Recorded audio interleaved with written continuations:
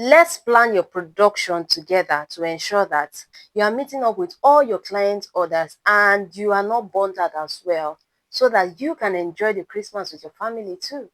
Hey designers, welcome back to the channel. Today I want to talk to you, especially my faith-led fashionpreneurs, because we are entering that season again. The season of orders, pressure, unfortunately, the season of disappointment as well, or disappointment stories. Before I go into the tips I will have for you today that will help you ensure that you are not a disappointment to any of your clients, let me tell you a quick story. I always have gist, so let me tell you a quick story. Back in 2018, when I was planning my wedding, so a tailor, a male designer or a male tailor was introduced to I and my husband. It was highly recommended.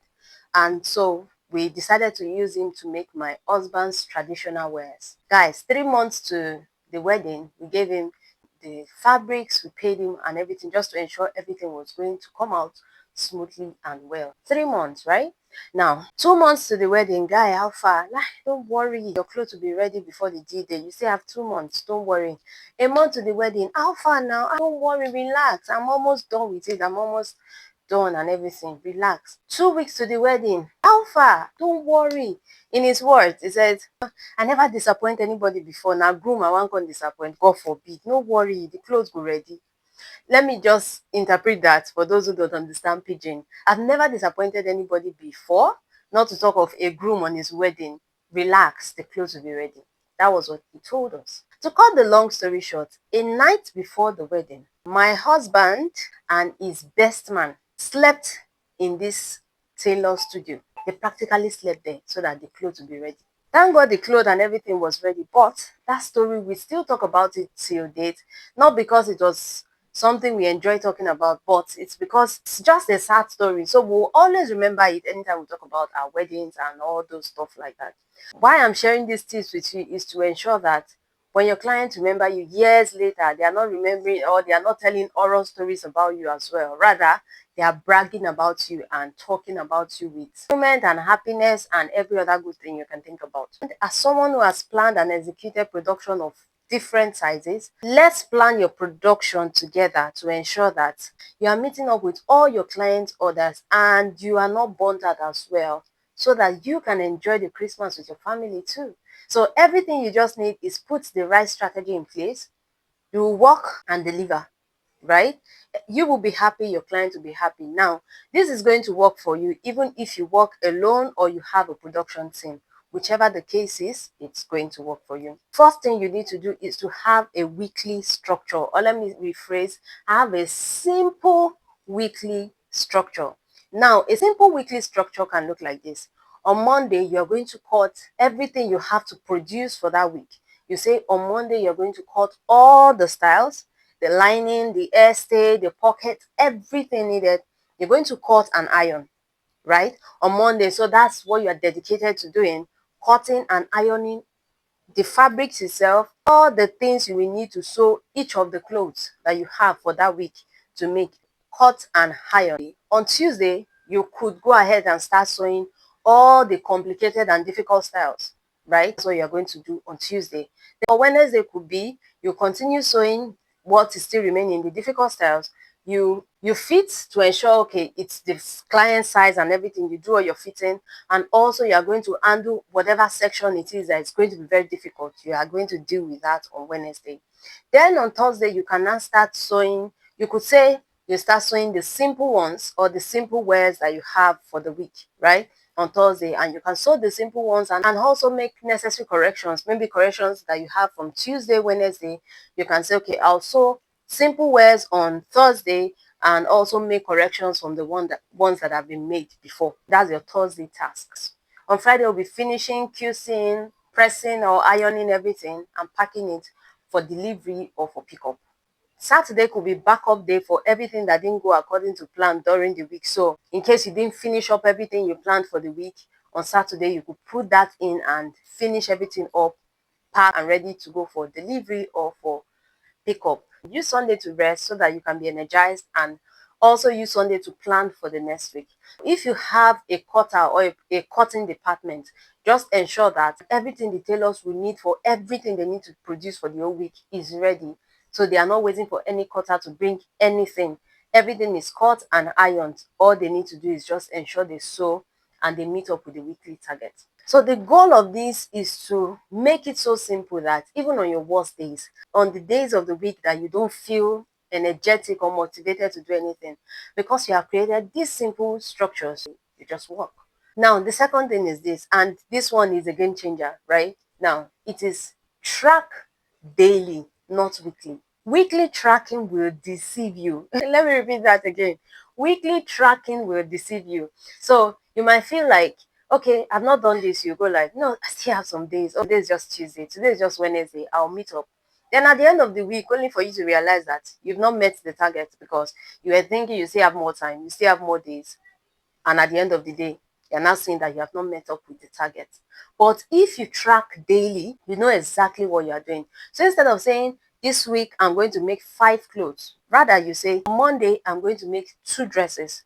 On Wednesday I am making 3 dresses, or I'm making 1 dress, I'm making 2 dresses, depending on the style or whatever, how complicated it is or simple it is, right? So by ensuring you track daily, because if, for example, you say on Tuesday I'm going to make 2 dresses, and on Tuesday you are not completely done with one of the dresses. So if it is something you can finish in 30 minutes or 1 hour, you can dedicate or sacrifice that time to ensure you finish it, right? But if you're tracking weekly, you can just put in on, you can just say, oh, I'll continue.